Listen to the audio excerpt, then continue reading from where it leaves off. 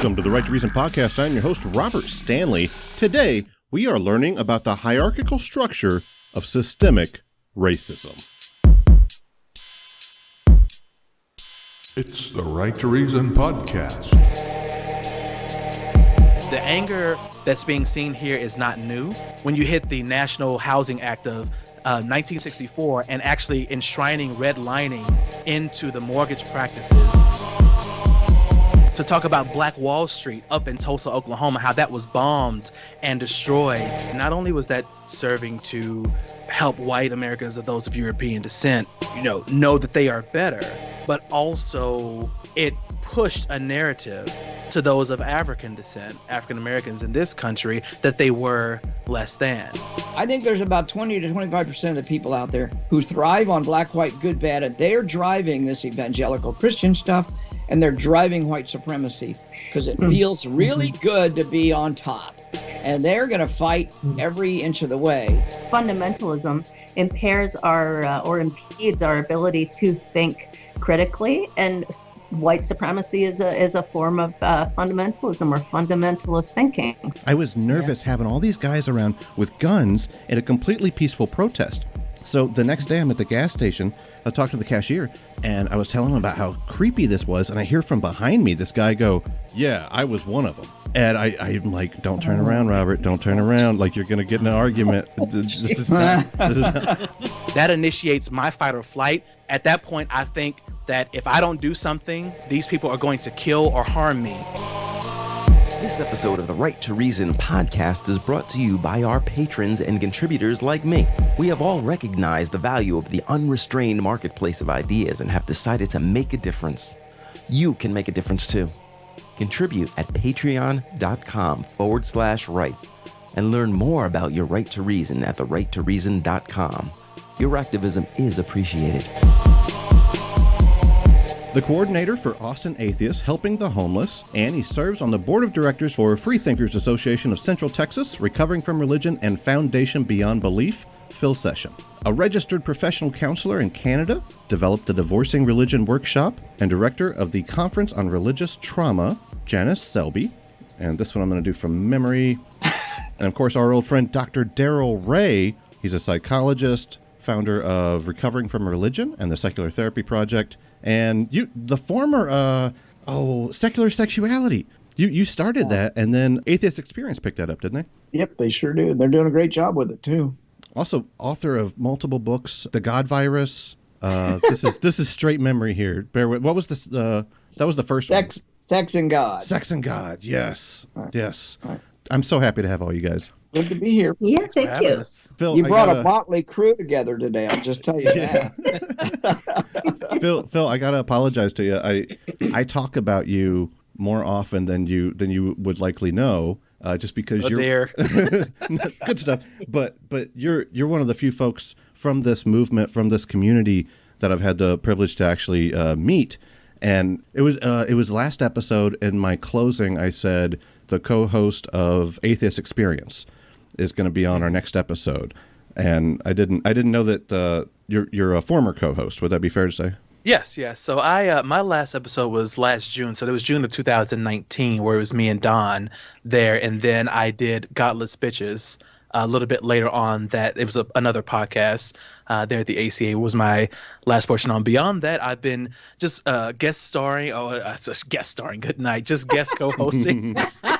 Guest stars fair. To be clear, on different podcasts. So I was on Seth's podcast a little earlier this year with the Thinking Atheist, along with other African Americans in the secular movement, talking about several different issues, particularly as it pertains to representation of African Americans in the secular community. That was one of the main topics that we kind of drove at. I was hoping to talk to you guys about hierarchies today. It's almost like it's toxic in its marketing perspective, because right-wing people, religious people, they hear this and they the Jordan Peterson alarm goes off in their head, and they start thinking, oh, we're talking about how horrible white cis males are and that everything's our fault and whatnot. My day job is a quality engineer, so everything that I do through the community or through the podcast, I tend to look at a lot of these kind of topics from a job perspective, and hierarchies are super important in the workplace. I had like a short 1 minute clip I want to play for you guys and get your opinion on it, if that's okay. Okay. Sure. Of course it's not working. Okay, here we go. Where's the quality part of it? Yeah, quality, right?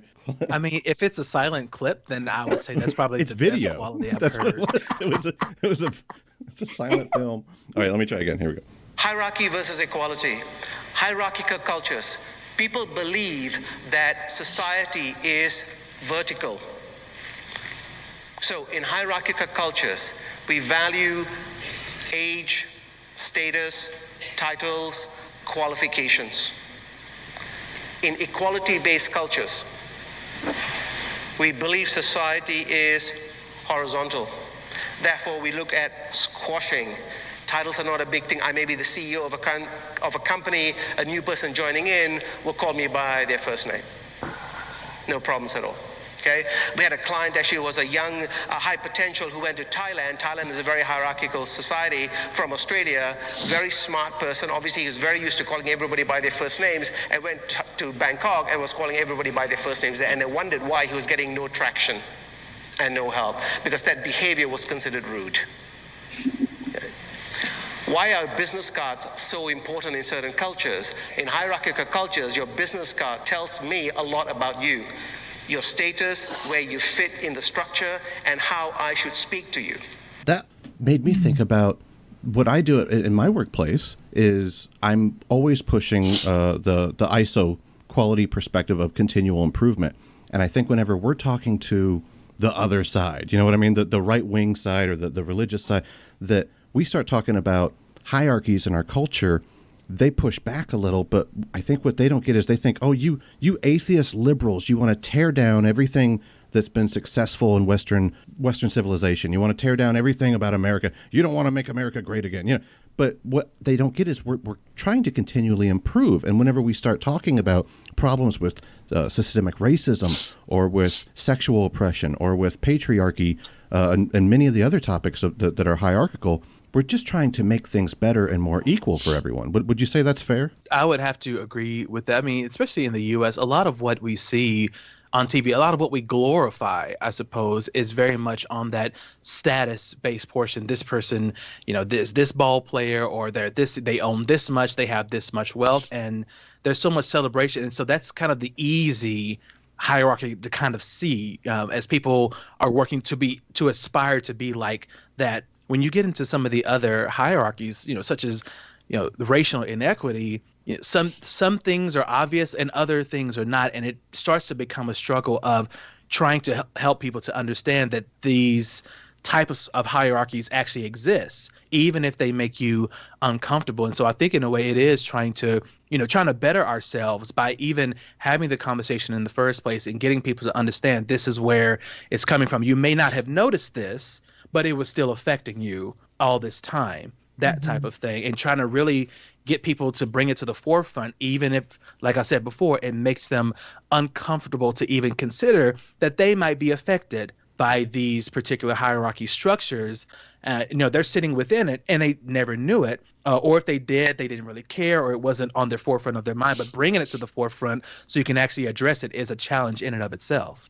As a white woman, 50 years old, my experience, mainly the one I can relate to, is hierarchy as it relates to patriarchy and the church. So as I'm watching everything that's going on in the United States right now and around the world too with the protests, I really have been largely quiet as I've been watching it and trying to figure out where I fit in with all of this and what I need to become aware of in my own life, because it's like if you're a fish swimming in water, you don't even really recognize all that's going on around you. You just feel like everything is a normal way. I think every hierarchy has baked into it a structure of beliefs and ideas and ideologies that it just is baked right into whatever that hierarchy is. Mm-hmm. Once you're inside of that hierarchy, it's hard to see how that affects your individual behavior It doesn't feel abnormal to behave a certain way because everybody else is behaving that way.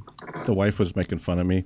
We went to the Black Lives Matter protest last weekend, and as soon as we left, she's like, "Great, so I get to hear that you went to the protest for the next 6 episodes in a row. That's going to be fun." It's like, but it's a current event. I want to talk about it. But one thing that came up that I thought was really fascinating is when I get there, it's totally peaceful, right? But there's all these boogaloo dudes, you know, those guys, like they got like the camouflage pants, but like a Hawaiian shirt or something. They all got these AR-15s. There had to have been 50 of these guys around the protesters, not concerning themselves with the cops and whether the cops are going to become violent, but making sure the protesters, I thought, the way I took it, were intimidated, right?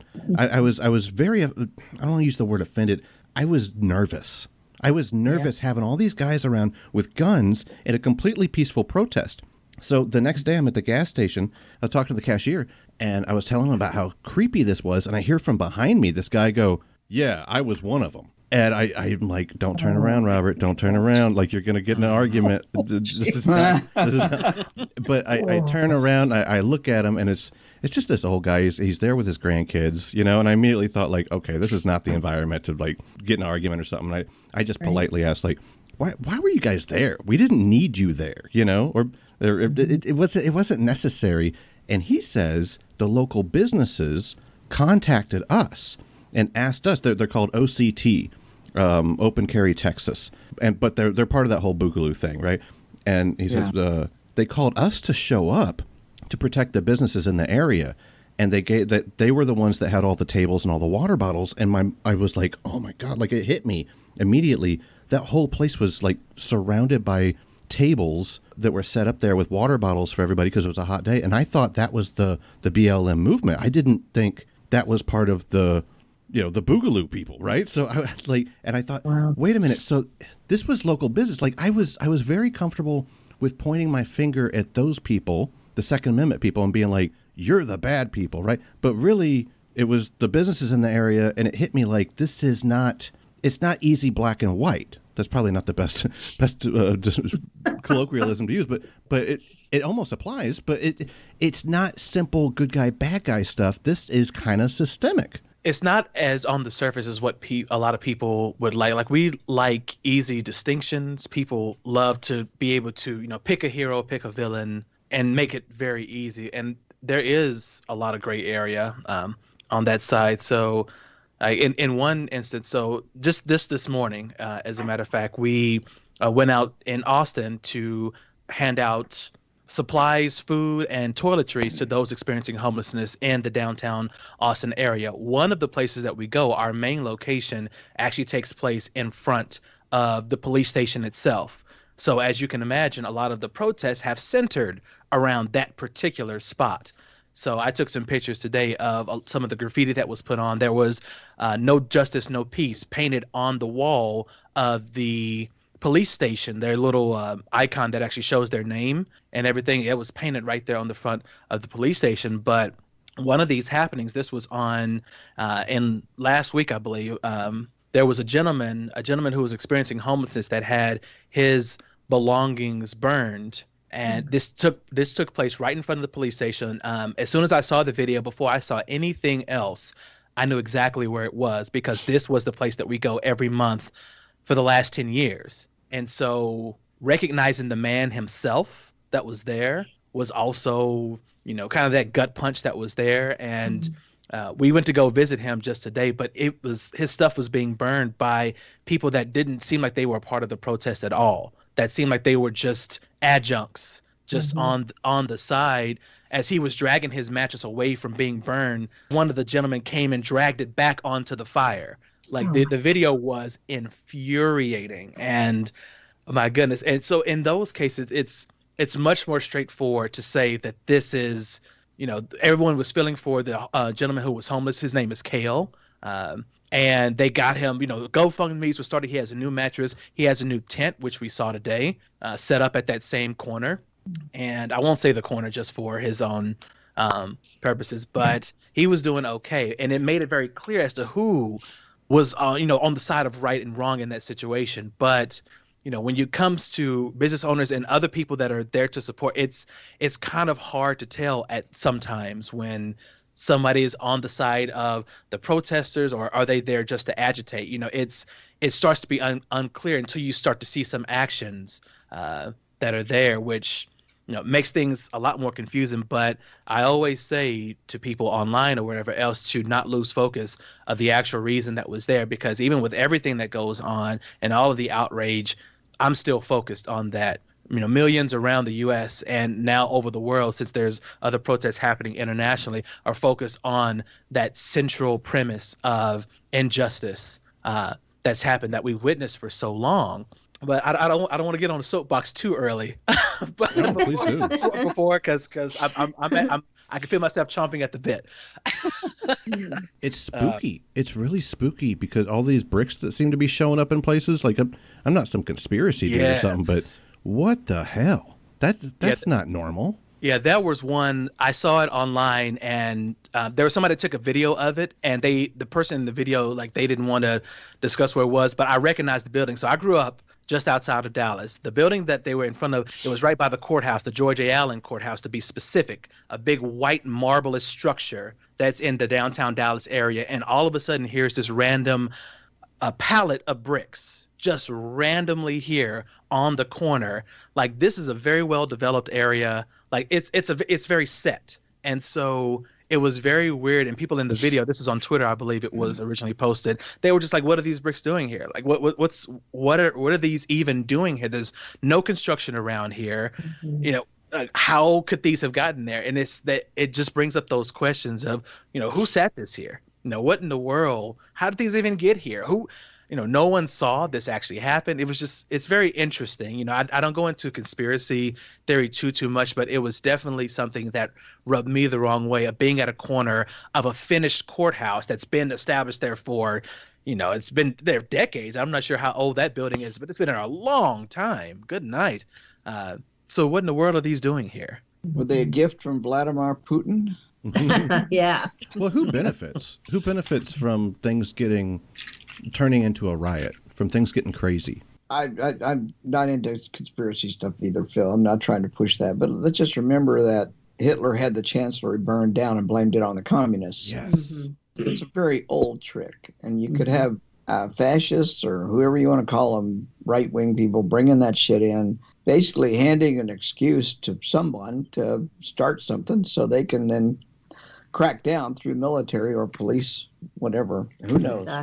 Exactly. Janice, you're up there in Canada. Did you see the video of the guy in Minneapolis that was smashing windows before the protest? And apparently it was a police officer. I don't know if that's been confirmed or not. Oh, wow. No, I haven't seen is spooky. that Did you guys video. see that? But yeah, sounds horrible. Did you see that, Phil? Where he like had an umbrella and he was all covered up and like the actual people that were there protesting were like, "What are you doing, bro? Get out of here!" And he had spray painted on the wall "free stuff inside." The video doesn't show him spray painting, but you do see white paint on his hand, and you see in his pocket kind of the shape of like a spray can, and it's very suspicious. And he threatens to attack the person that's following him if he doesn't leave him alone.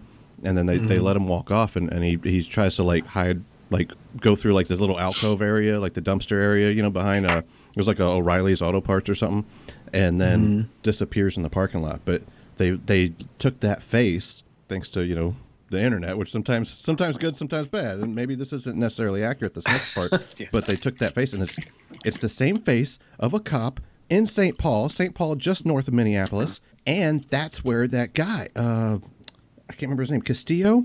I think it was Castillo, the guy he was just reaching for his wallet, and that nervous young cop shot him. Oh, dear. The one that disclosed ahead of time that he was a concealed carry individual, yes. just to alleviate concerns, right. What the fuck? Where's the NRA with this thing? I thought they were all about, people's rights and standing up to the government. That's why they need their guns, but you don't hear shit from them right now. They were mysteriously quiet after all that. Maybe they did put something out there. I did not see something that was broadcast as loudly, because they usually can get very loud when they have something that they really want to push. And then you kind of hear about it here and there. But yeah, for that instance where this licensed individual that had a concealed carry that disclosed this to the police officer so that there was no confusion later, which I understand on that side, because you don't want to get caught and then all of a sudden he's like, oh, there's a gun in the car and calling for backup. And there's so many bad things that can happen due to that it's perfectly reasonable to say, hey, you know what? I have this in the car. I just want to let you know ahead of time. Cool. And the officer was so, scared or yelling out to not reach forward or something like that when he was reaching for his license and insurance or whatever else. And I can't even imagine the young woman who was in the front seat who was recording on that side, just watching it, and how calm she tried to remain given those circumstances. And it was unreal on that side. But it's funny. When I first saw the story, even about George Floyd, when it appeared on my social media wall, I honestly thought it was just a rehashed story from the past, because people do that. They'll reshare old stories. And it was only after looking at it when I really got a sense, and it left me, in a state of temporary disbelief. I suppose that's the best way to say it, because it was only a couple weeks ago that, it blew up online and on the news here and there about the shooting of like Ahmaud Arbery, who was 25 years old. This was on February 23rd when he got shot jogging down the street. Oh, yeah. By individuals who were following him down there. And just a little bit after that was Breonna Taylor, who got shot down in her home while she slept, while plainclothes police were executing a no-knock warrant on a house, looking for two individuals that were already in custody, no less. And considering that, it was no surprise that these protests sparked off the way they did, and the rage and the exhaustion and the notion of being fed up with this current system. But the anger that's being seen here is not new. It should not be new to anyone. That goes all the way back to when this nation was first getting together in the first place. Back in the 1600 in Virginia, where they were enshrining racial laws into the land and really beating it into people's psyches that this is the way that it should be, that this was God ordained, that this separation should happen, that it is this structure, this hierarchy that exists, that has white people and or people of European descent on one level, and then everyone else as beneath them. And even when you got to the Civil War, and the Civil War ends, and okay, happy day, and slavery is no longer legal, so to speak, but the ending of that war and the fact that the North won that war did not change the hundreds of years of laws and anecdotes and the quote unquote common sense that many white Americans had, that people of color, particularly those of African descent, this is also including like Native Americans in that as well, because they were also a part of that, but the belief that these folks were beneath them, less intelligent, less capable, and that was coming straight from their creator. Like that was the story that was there, and that's what was cemented way back then. And so as you get into the Jim Crow laws that happened post the Civil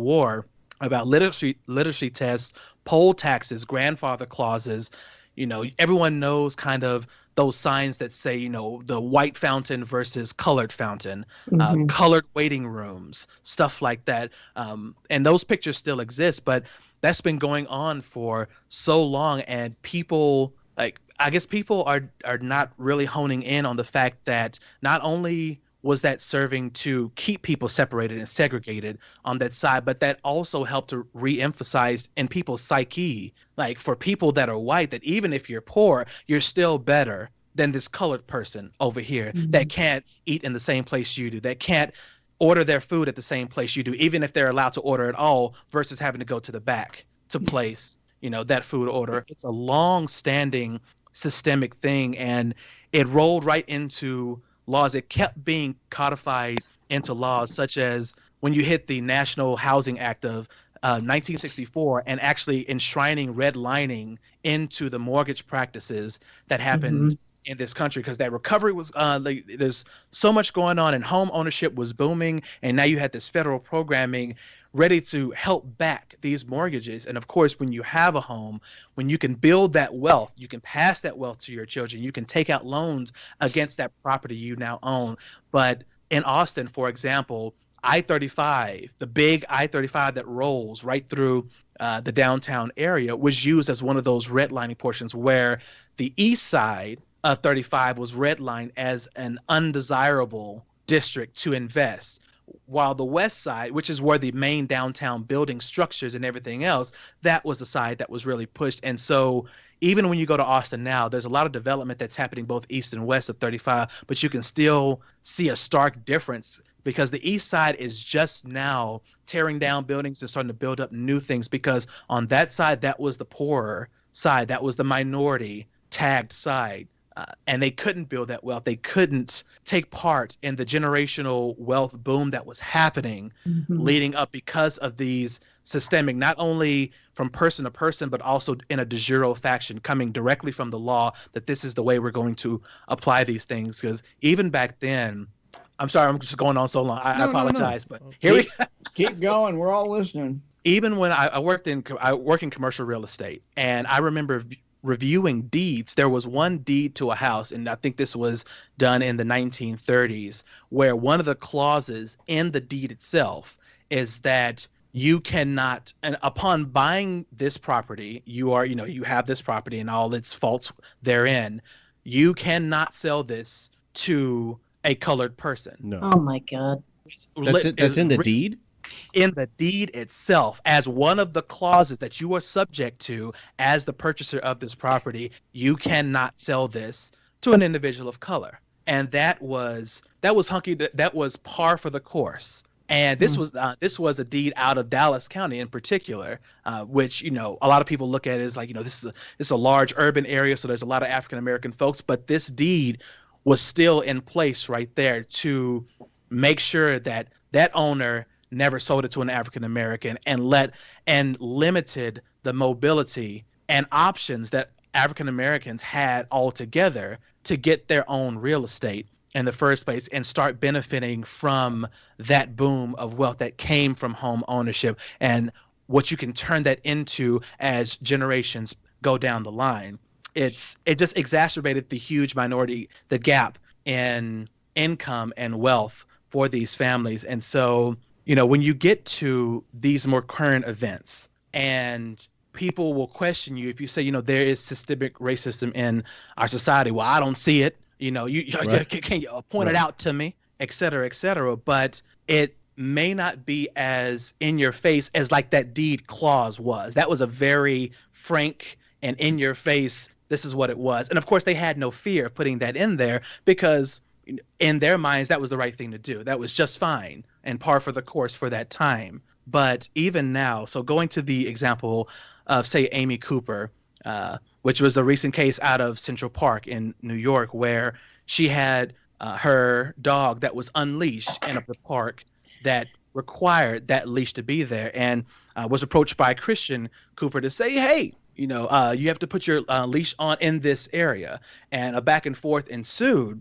And during that particular exchange, she said, quote, "I'm going to call the police and say an African-American man threatened my life." Oh my God. Now, this is already while Christian was actually recording on his phone at that point in time. So that part was also there. But that phrase indicates and shows that she is very comfortable and is cognizant of the position that she holds in this hierarchy. Right. She is very aware that that threat is actually a threat, that if she, as a white woman, calls the police and specifies that an African-American male is threatening her life, which she proceeded to do afterwards, getting louder and a bit more distressed in how she was communicating that quote-unquote threat to the police over the phone, being recorded the whole time, of course. But she knew exactly where she landed in that hierarchy. She knew whether she made a conscious decision to say, this is what I'm going to do, or if it was an unconscious bias to say, this is what I know of the system, so I'm going to say this in an effort to get this gentleman to black off.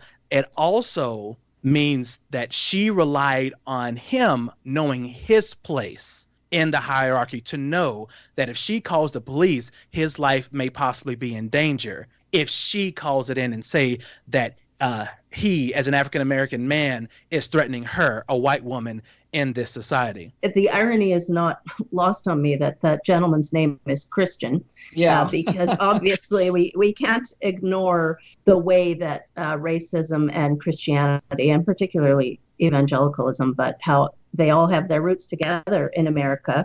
And I did want to actually make a recommendation to your listeners. I just started following someone on Twitter, and he's just phenomenal. It's at JY Sexton. His name is Jared Sexton. He's a political analyst, and he just does a magnificent job of explaining the roots of all that together, how it's come up through America and how it is absolutely impacting society today. And so I really want people to give at JY Sexton a follow. I'm learning a lot from him. And I'll also, on that same note, I will also suggest a documentary. It's called Holy Hierarchy, The Religious Roots of Racism in America.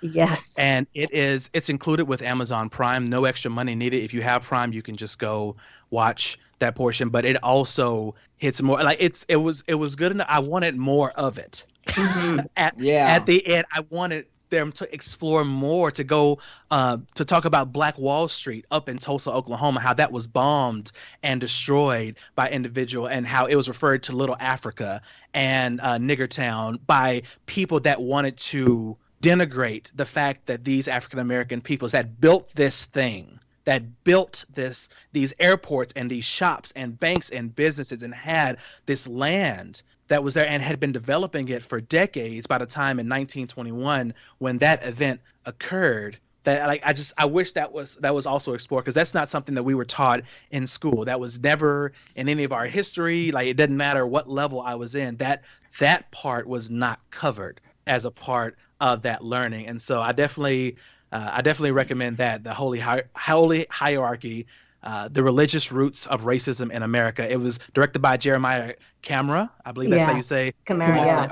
Sorry, Camara. I apologize. And even Dr. Darrel Ray is also featured in there. He has some excerpts that are thrown in there, but it's a nice take at that historical vantage point of how these things were enshrined and how they still have an effect on today's world. In Amy Cooper's case, that was one, it kind of brought it to the forefront, even if she didn't realize it. She was a part of that hierarchy and relying on it to make that statement. And also when it came to Ahmaud Arbery in Brunswick, Georgia, that was hunted down by the McMichaels, riding in their trucks along. But just picture that in your mind. If you're jogging along and several vehicles, not just one, but several, began following you and a slow enough pace. I mean, you're only jogging. How fast can you go, really? I don't know everyone's speed, but I'm not that fast. And to notice that you're being followed by several vehicles and then starting to get yelled at by people in those vehicles wanting to talk or whatever they said, enough to where they got out of the car as Ahmaud tried to run and jog around them and was encountered by individuals with weaponry, not police, but regular people. That illustrates to me that the McMichaels, the folks that were following this young man, this 25-year-old man, as he was jogging down the street, they did not consider what they would look like to this individual. They did not consider how it would look if several people armed to the teeth were following this individual and then got out to confront him. Because myself, if I'm presented with that situation, I don't know what your intention is. I don't know what you're planning to do. All I see is there's multiple people, you've been following me, and now you're out of the car and I can see firearms in your hands. To me, that initiates my fight or flight. At that point, I think that if I don't do something, these people are going to kill or harm me. Yes. It's an obvious thing to me. It's not like they were getting out and saying, well, hey, neighbor, how are you? Welcome to the neighborhood. Just want to talk to you about something that's going, nothing like that. Like it appears that they meant to harm him. And so what else could he possibly think? And so, of course, the struggle continues and he is shot and dies there on the street from that. And the McMichaels were saying that, there was some recent activity in the neighborhood. We were just trying to police. But the fact that they did not even have to consider how they appeared to someone else, if they approach someone in this way, it didn't even dawn on them how that would come across. And of course, how a reasonable person would react to seeing them in this armed state, actually coming directly at them with these arms in hand, yelling, not talking in a calm state. Like, what else are you supposed to think? But it wasn't in their purview. They didn't have to think about it. They weren't worried. It just wasn't there. And that's, like, once again, for me, shows a bit of that system that's in place, that these individuals, the McMichaels, did not even consider that or even think they had to. It's horrifying. Yeah. Horrifying. That's the thing that scares the hell out of me, that they're just the tip of the proverbial iceberg, and it's a gigantic iceberg at that. There's so many people who just feel the privilege is theirs, and nobody can question that, and they've got the right to literally be impervious to their behavior against someone else. They obviously, as you said, Phil, they obviously did not feel there was any consequence or anything wrong, fundamentally wrong with what they were doing. It's mind-boggling. And what would be more interesting, I think, is going back to Jim Crow era even, is how will they go about being convicted? And if they are, will they get a sentence that's commensurate with first-degree murder? I mean, I'm guessing they're going to have a hard time finding a jury. It's not the first time getting a jury to convict somebody on an obvious murder. Now, you turn the tables around and let two black guys hunt down a white guy, you can bet they're going to get the book thrown at them, among other things.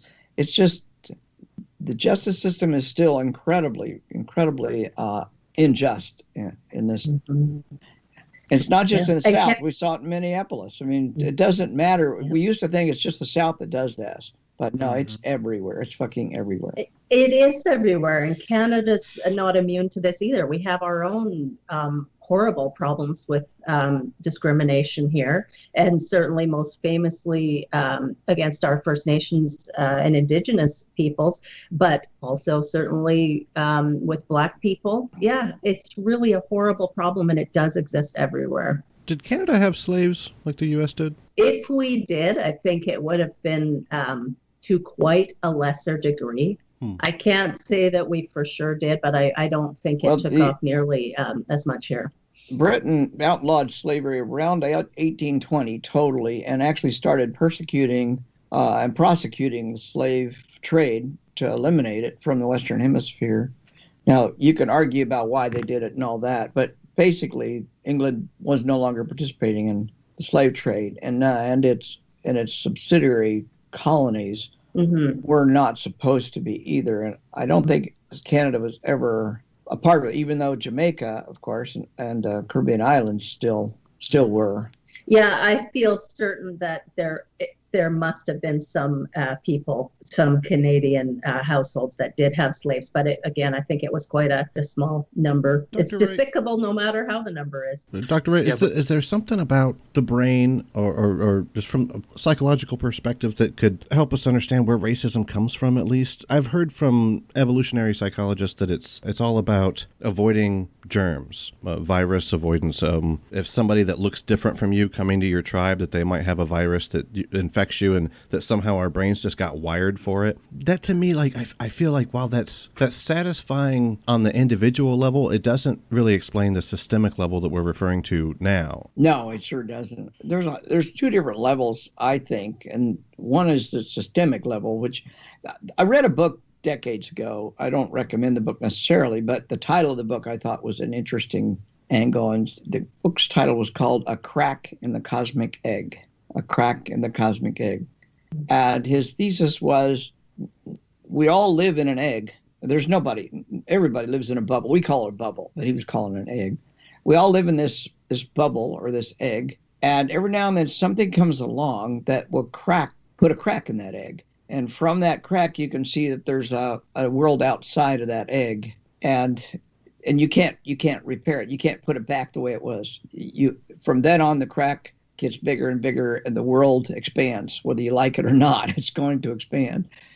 We're kind of in that situation right now, I think, and it happens every now and then, maybe as a result of something, some event, external or internal, that we're forced to acknowledge a new crack. And for years, for decades, people have been discussing, sociologists have been discussing, psychologists, everybody's been discussing systemic racism, systemic issues within our society. And the cracks have been there for a long, long time, as Phil's already illustrated. But now the crack is so wide, it cannot be ignored. So that's the systemic part of it. And the political system and the social system is starting to have to come to grips with the fact that millions of people are marching down the street and asking, well, why would they want to do that? That even the most conservative person still got to come to grips with that. So the crack is there. We can't ignore it. And you can't stop it. You can't go back to the way it was. Hopefully we'll see some change. The other side is there's a spectrum of personality characteristics, and those interact with the way the society interacts. And that's why you can have kids raised in a super conservative family or maybe super religious family, and yet one or two of those kids will leave and become atheists, or one of those two kids will leave and be liberal in their outlook. It's a personality component that's probably got literally has a genetic component to it. And I'm not saying everything is genetics, but I am saying we have a lot of genetics in our personality. And some personalities really need really thrive on, or really desire, or really seek out deeply structured right, wrong, good, bad, black, white. They love it. And the nuances just go above their head. They can't deal with nuance. Mm-hmm. Those two guys that murdered Ahmaud, those two guys that murdered him had a structure in their brain that said whites are good, blacks are bad, whites are on top, blacks are on bottom. I mean, they had this really black and white. Now, I don't know these two guys, and I'm just guessing, but I've seen too many of these people that there's no nuance. The world is this way, and if you don't agree with me, you're a bad guy. It's that simple. Mm-hmm. There's about 20 to 25% of the population anywhere on the planet that has that belief structure, but it comes from their personality. Now, if you don't believe that genetics have a hell of a lot to do with personality, you can just look at dog breeds. And I can just, if I say German Shepherd, anybody that knows dogs can tell me what kind of personality that dog has. Or Dachshund, you can tell me what kind of personality. Well, they don't get it. They don't learn it. They're born with it. That Dachshund's born with that personality, and the German Shepherd's born. Well, humans have got the same DNA, and we're born with the same personality variables. And so what I'm saying is, I think there's about 20 to 25% of the people out there who thrive on black, white, good, bad, and they're driving this evangelical Christian stuff, and they're driving white supremacy because it feels really good to be on top. And they're going to fight every inch of the way. They're not going to go down fighting easily. They're the ones that still want to keep the Confederate flag out. They're the ones that want to keep recognition of Robert E. Lee and a statue in Virginia. I mean, they're upset about that because that upsets their black and white world. Mm-hmm. Yeah, there's a definite intersectionality with Christian nationalism and white supremacy, for sure. And then I also think fundamentalism impairs or impedes our ability to think critically, and white supremacy is a form of fundamentalism or fundamentalist thinking. So then if they already have this bent in their genetics, like Doctor was talking about, and then they are also surrounded and in this echo chamber of people who are constantly repeating that and feeding them those views back to them, it's very hard to break free from the grip of that fundamentalist thinking. Phil, so I got a story I talked about in the last episode, but I wanted to ask your opinion about this in particular because honestly, this is a topic I don't get. Anytime I'm having a conversation with somebody from the right, they'll bring up, yeah, but we've got black people too. Or black people also voted for Trump, or white people voted for Obama, or what have you. Well, I get it. Like, let's not pull the race card about everything. I understand. But anytime I'm trying to make a point about racism, they seem to bring this up. And what really brought it home for me was at this recent protest, one of these guys standing there with his AR-15, almost circling. Like, it wasn't like they made like a circle, but they had like groups set up, particularly 360 around this group of people protesting. One of these guys is this black guy, and I walk up to him and I'm asking him, what are you doing here? You're not keeping an eye on the cops. You're keeping an eye on all the black people. And he got furious. He looks at me, he goes, I'm black. And he walks off, and I think, like, he's got a point. Maybe it's not direct racism, but maybe within the concept of systemic racism, a black man could still be promoting an agenda that is not intentionally racist, but inherently racist? When I was talking about some of the old laws, like even going into the Jim Crow era, laws like the poll tax and grandfather clause and the separate but equal type water fountains or whatever else, as I said before, not only was that serving to help white Americans or those of European descent, know that they are better, but also it pushed a narrative to those of African descent, African Americans in this country, that they were less than. And so I don't doubt that that same systemic issue that's been propagated for years over years, whether, by word of mouth, by a particular news outlet, through laws that are pushed, through differing sentences that are carried out, whatever level you want to go on, I don't doubt that it will affect someone who's also Black themselves. And so, it doesn't have to be something like of comedic over the top. Like if y'all have watched the Boondocks, there's a character in there that was very over the top in this way, an African American who didn't like African Americans per se and was like just very over the top about his racial tones. And it was meant to be that comedic side. But, in real life, and even with this gentleman, I don't know this gentleman personally or whatever else, but there's nothing to say that he himself, even though he's an African American, he may believe that himself, to say, oh, well, African Americans,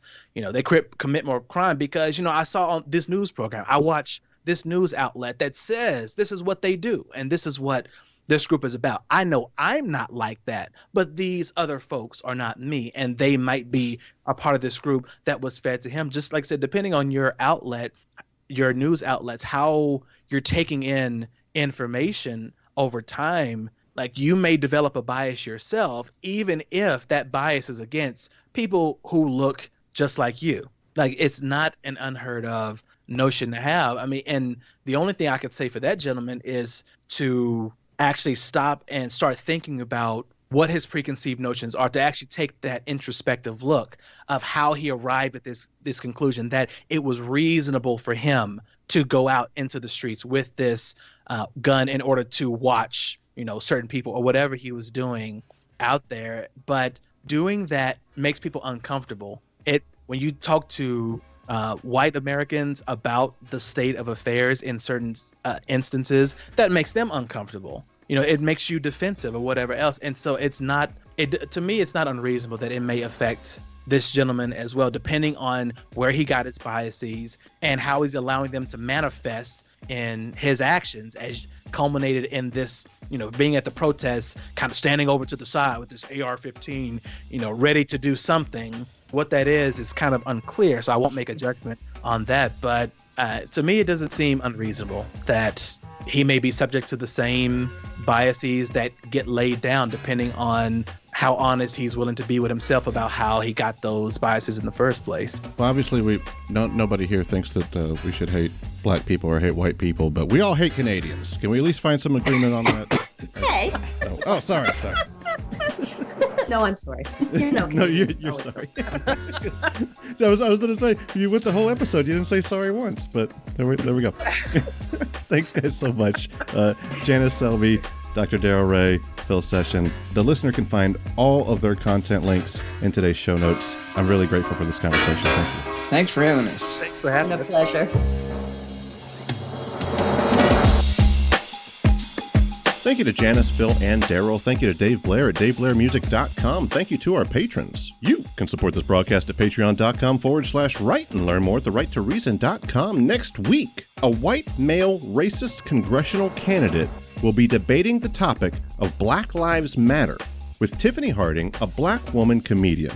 I'm anticipating it to be some mixture of infuriating and hilarious.